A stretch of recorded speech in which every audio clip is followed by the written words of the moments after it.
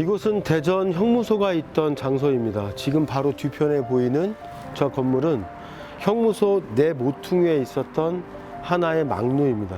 현존하는 망루는 바로 보시는 이 망루만 현존하고 있습니다. 이 형무소의 구조는 파노티콘 형태라고 해서 부채살 모양으로 감시가 용이한 그런 감시 구조를 갖고 있고요. 전체 부지 면적이 약 34,000평이었다고 합니다. 우리 대전 서대전 시민공원이 10,000평인데 34,000평이니까 약 3.4배 정도의 규모를 갖고 있었다고 볼 수 있죠. 자, 이곳은 독립운동가들이 주로 많이 중구금시설로 지정이 돼서 많이 투옥이 돼 있었는데 대표적인 인물이 바로 안창호, 여운형, 그리고 김창숙과 같은 대표적인 우리나라의 독립운동가들이 바로 이곳에 있었습니다. 바닥에 지금 붉은 페인트 칠이 되어 있는데요. 바로 이 붉은 페인트 칠이 되어 있는 이 라인이 바로 옛 대전 형무소의 담장이 위치했던 바로 그 위치입니다. 망루는 바로 이 담장 바깥에 위치해 있었습니다. 대전의 문화재로 지정이 되어 있는데 이 마을에 살고 있는 분들도 이곳을 지나다니시면서도 이 망루의 존재를 잘 모르고 있다고 합니다.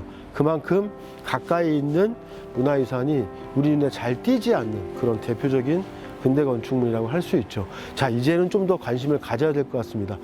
옛 대전 형무소에는 4개의 우물이 있었다고 합니다. 작은 우물 2개와 큰 우물 2개가 있었다고 하는데요. 여러분들이 보고 계신 이 우물은 취사장 옆에 있었던 큰 우물이었습니다. 직경이 2m, 깊이가 약 12m로 알려져 있는데요.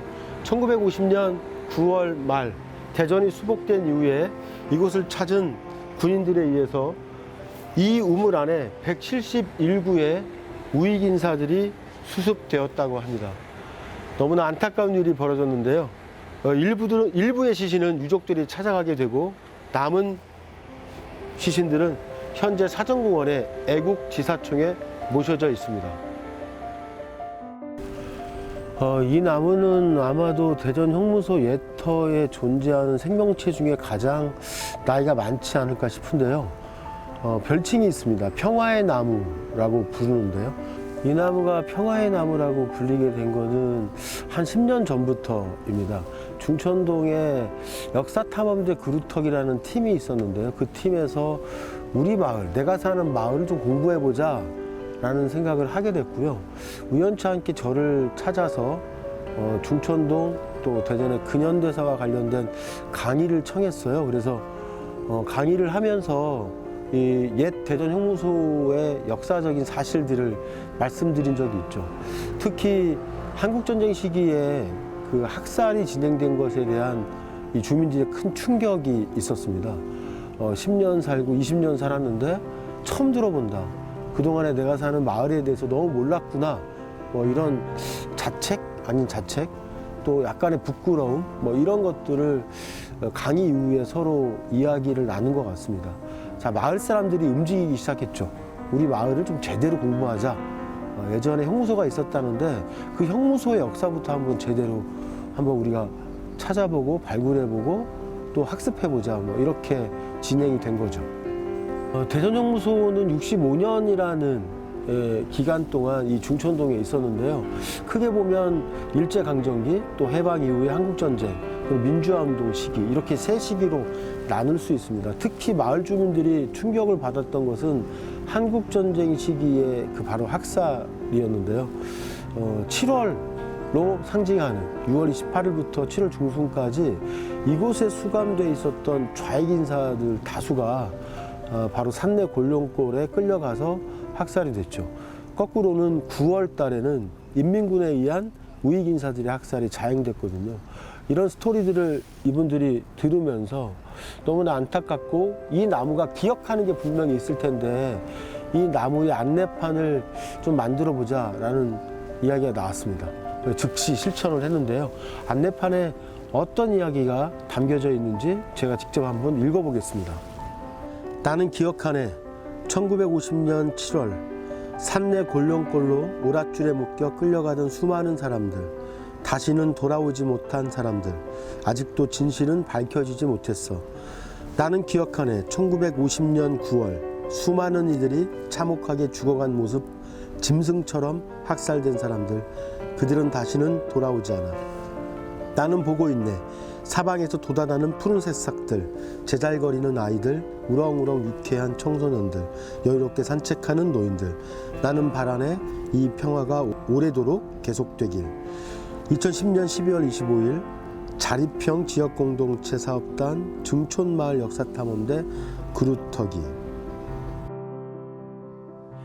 이 건물은 1938년도에 만들어진 삼성초등학교 구교사입니다. 현재는 한밭 교육박물관으로 쓰이고 있는데요. 이 학교는 1911년에 회덕 공립보통학교로 개교했기 때문에 대전에 있는 학교 중에 가장 오래된 학교입니다. 자, 우리가 찾은 이유는 올해가 한국전쟁 70주년인데요. 형무소를 거쳐서 지금 한밭교육박물관에 이 건물 외벽에 있는 총탄 흔적을 보기 위해서 이곳을 찾은 겁니다. 자, 이 총탄 흔적은 야크기에서 총을 쏜 그런 흔적들인데요. 언제 만들어진 거냐면 대전전투 당시입니다. 대전전투는 1950년 7월 19일과 20일 이틀에 걸쳐서 진행이 됩니다. 이곳에 있는 총탄 흔적은 대전에 남아있는 건물 중에 가장 많은 총탄 흔적을 보유하고 있지만 지금 현재 보시면 시멘트로 이렇게 마감을 한 모습들을 볼 수 있습니다. 총탄이 약 100여 발 정도 흔적이 남아있다고 볼 수 있습니다. 지금 뒤에 보시는 비석은 특이하게 세워져 있지 못하고 쓰러져 있습니다. 저 비석의 이름은 황국신민서사지주라고 되어 있는데요.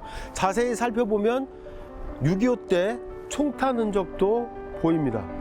자, 서사라는 것은 맹세라는 뜻입니다. 무슨 뜻이냐면 황국신민이 되겠다라는 맹세인 거죠. 바로 일제강점기 때 만들어진 황국신민서사인데요.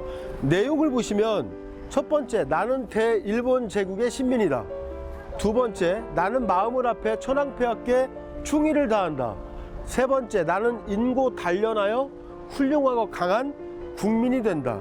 여기서 국민이 된다라는 것, 우리가 얼마 전까지는 초등학교가 아닌 국민학교로 불렀습니다.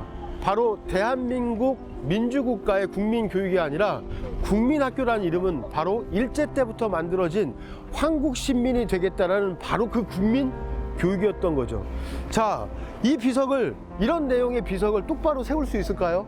바로 한밭교육박물관에서는 특이하게 홀대 전시라는 기법으로 이 비석을 쓰러뜨려서 전시를 하고 있습니다. 자, 이런 영향을 받아서 대전 주변의 보령이라든가 당진에서 발견된 황국신민서사지주가 모두 다 홀대 전시 기법으로 현재 전시를 하고 있습니다. 네, 이곳은 세상에서 가장 긴 무덤인 대전 산내골령골입니다.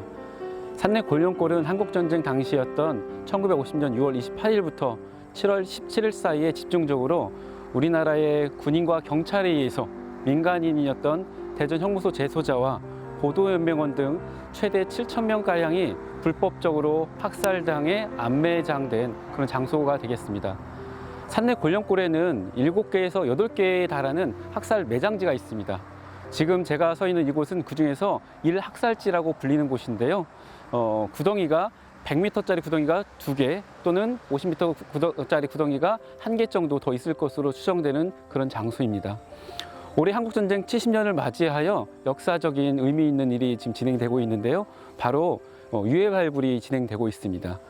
지난 9월 22일부터 시작된 유해 발굴이 지금 추석을 지나서 지금까지 진행되고 있습니다. 2015년도에 민간 차원에서 진행됐던 유해 발굴에서 한 20여 구의 유해가 좀 발견되었었는데요. 그곳을 중심으로 좀 확장해서 진행되고 있습니다. 이곳 산내골령골은 2020년을 목표로 한국전쟁 당시에 진행됐던 민간 학살의 피해자들을 위한 평화공원, 위령공원으로 조성을 앞두고 있습니다. 그 과정에서 진행되고 있는 이번 유해 발굴에 많은 분들의 관심이 필요하고요. 현재까지 한 20여 구 이상의 유해들이 좀 발견이 되었습니다. 유해들 옆에서는 탄도와 탄피도 발견돼서 그 가해자였던 군인과 경찰의 어떤 이제 증거들이 지금 속속들이 좀 드러나고 있습니다. 다시는 이러한 끔찍한 전쟁 범죄, 국가 범죄가 없도록 산내 골령골에 대한 많은 관심 부탁드리겠습니다.